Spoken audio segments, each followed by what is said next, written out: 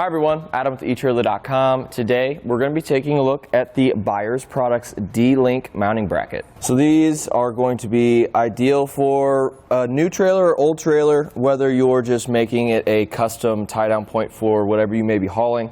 My Ranger here, I like to tie it down in the center on the front and back, so that's what I went ahead and did. Just put it in the middle of my trailer just to get everything kind of centered and tied down. But if you have a car or even a golf cart, lawn equipment, whatever it is, you can actually place these wherever on your trailer just to make a custom fit to whatever you may be hauling. So this is going to be a more heavy duty bracket. It is going to get you about 8,000 pounds of weight capacity, and also it's going to have a working load limit of 6,130 pounds. It's all made of forged steel, and we're going to have about a 5/8 of an inch diameter on this ring here, and it's going to have a width of 3 inches and a height of 3 inches. The bracket itself does have 4 different tie-down points, so that's going to spread out all of that pull strength just to make sure it's going to spread all that out so you're not going to be pulling your floor up very easily. We are going to have a dimensions of about 5 7/8 inches by 5 7/8 inches.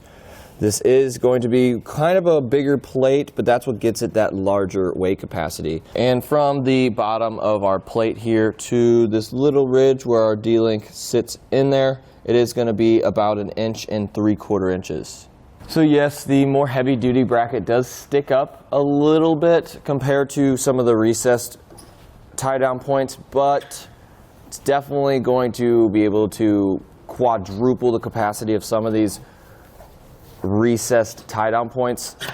I honestly say it's not going to be that big of a deal that it isn't nice and flush, because there's no sharp edges here. It really isn't going to damage any of your tires or equipment you may have. So one thing I do like about the Buyers Products D-Link tie-down bracket is the fact that it's powder coated. It's going to look nice, and it's not going to end up like some of the bare metal ones that we have here. Over time, it's just natural. They're just going to start looking a little bit more worn down. It doesn't really affect the performance of them, but I honestly want my trailer to look as nice as the day that I put it all together. So the hardware is included with the kit, and they are going to be about 2 1/4 inches long. So if you have a more thicker floor, you might have to go to the hardware store and pick up some longer bolts. So as you can see here, we really didn't even get to the nylon part of the nut, just because we do have some 2x4s on our floor here. So if that's the same situation you guys have, I definitely recommend going ahead and grabbing a little bit longer bolts, just so you can thread that through and catch a couple more threads. So in my opinion, if you're building a trailer or replacing the tie-down points on your current trailer, I would suggest just kind of over-speccing everything. Yeah, it's an 8,000 pound tie-down point. My side-by-side probably doesn't need all of that, but I just rather have the more heavy-duty stuff on my trailer just in case I get in those situations where I might need it. And they're all really easy to install, just 4 little bolts. So let's just go ahead and do that now. So the first thing we want to do is find the right spot for our new tie-down points. In this point, we are actually going to replace our existing tie-downs. So that's the place we're going to put it. We can do this in many different ways. We can get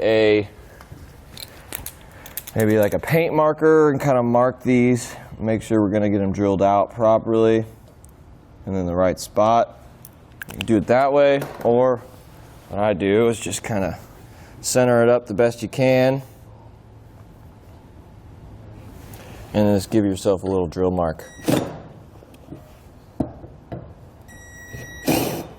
Now we can remove this and finish drilling our holes.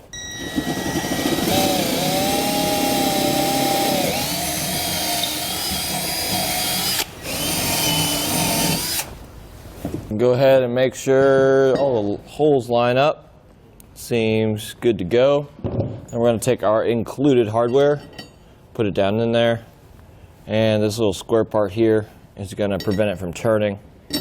So if you have it where it's just kind of sitting up like this, rotate it down so it seats flush with that plate.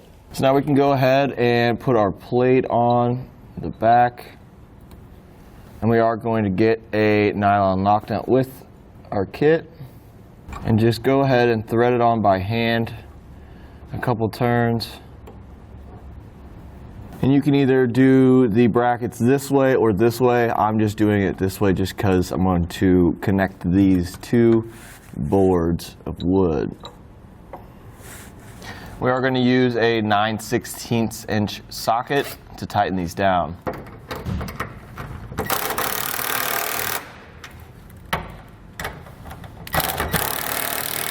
Well, everyone, that's just about it on our Buyers Products D-ring mounting bracket.